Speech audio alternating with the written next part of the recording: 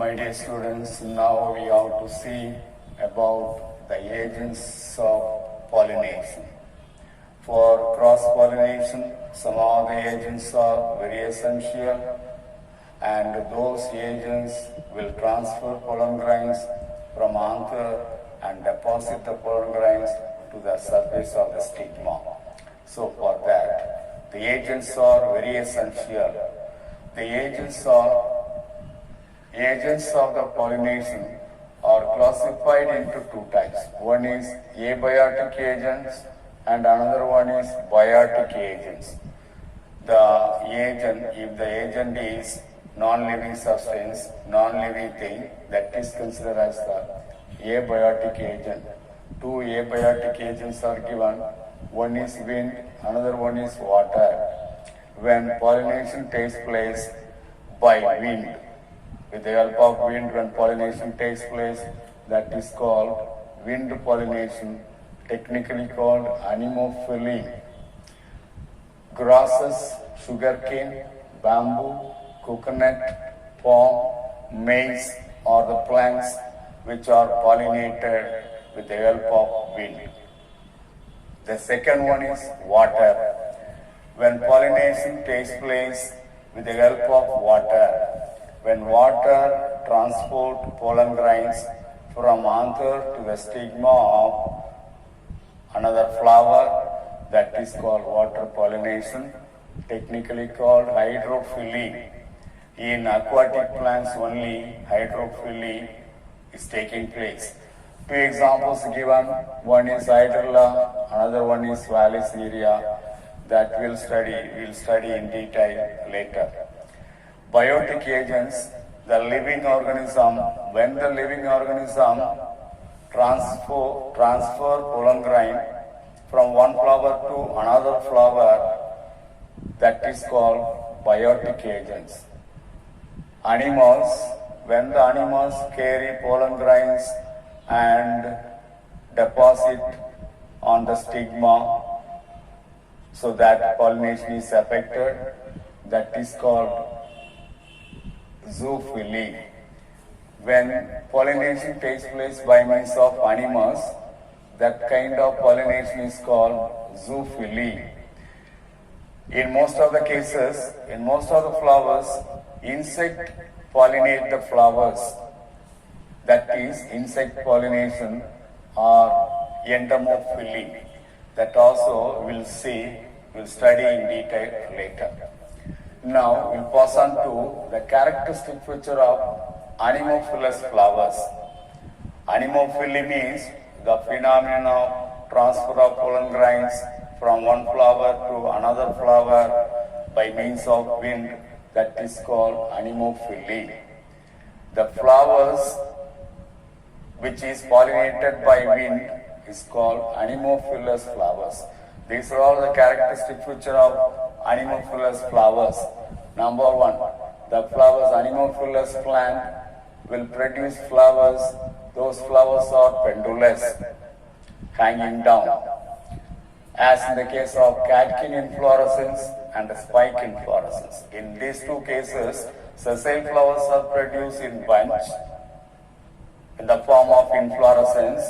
Here, the inflorescence is hanging down from the branches in the catkin inflorescence as well as in the spike inflorescence. Second one, the inflorescence axis. In each inflorescence, there is a central branch, central axis, and that is branched. The central axis of the inflorescence is called inflorescence axis or peduncle or rachis.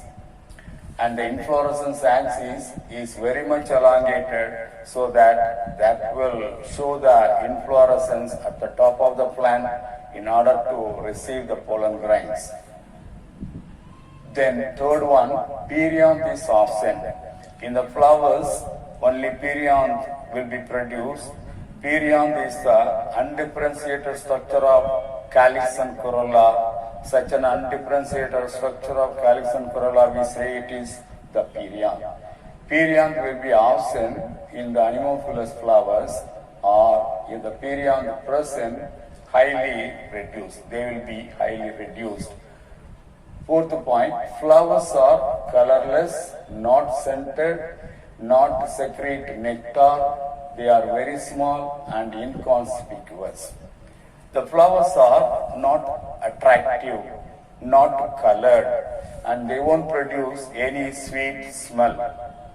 And they will not secrete nectar. Nectar is the juicy substance secreted at the bottom of the flower that will be absent.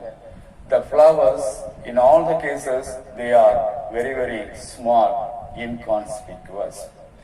Stamens are numerous stamens, plenty of stamens are produced with long filament, and that is exerted and versatile. Exerted means when the stamens are facing outside the flower, the stamens, when they are produced and facing outside the flower, that is called exerted. Versatile, when the filament of the stamens are fixed with the anther exactly at the center so that the anther can swing freely, that is the versatile.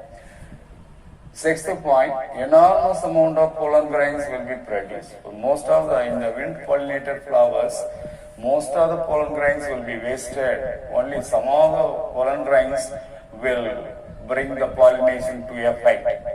So, it is must to produce all the Anemophilous flowers are in a position to produce more amount of pollen grains, enormous amount of pollen grains.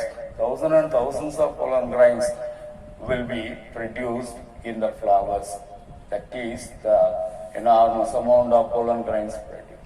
Next, the pollen grains are very minute, light in weight, dry, so that the pollen grains, all the pollen grains can be carried by the wind from one place to another place, from one flowers to another flowers for a very long distance.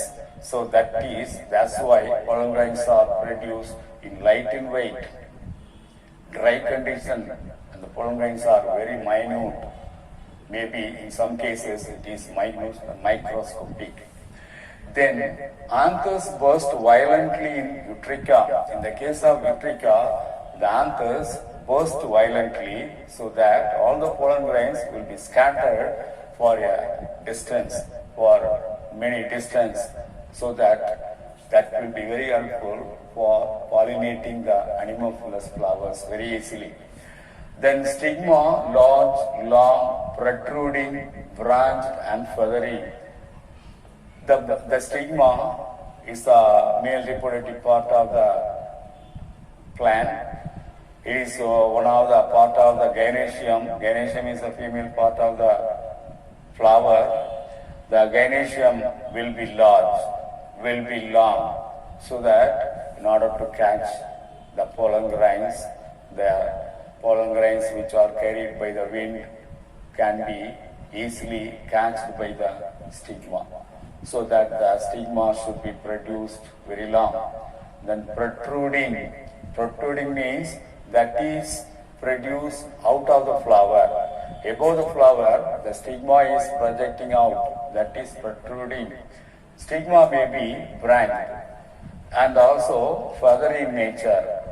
Feather contain minute hair-like structures are there in the stigma, that is the feathery stigma. Feathery stigma and branched stigma are produced in the case of Anemophilous flowers in order to catch as many pollen grains as possible. That is the nature of the stigma: large, long, protruding, branched, feathery. Then flowers are produced before the new leaves appear. In the Anemophilous plant, all the flowers will be produced before the new leaves appear, so that the flowers will get the pollen grains without any difficulties of the leaves. So these are all the characteristic feature of Anemophilous flowers.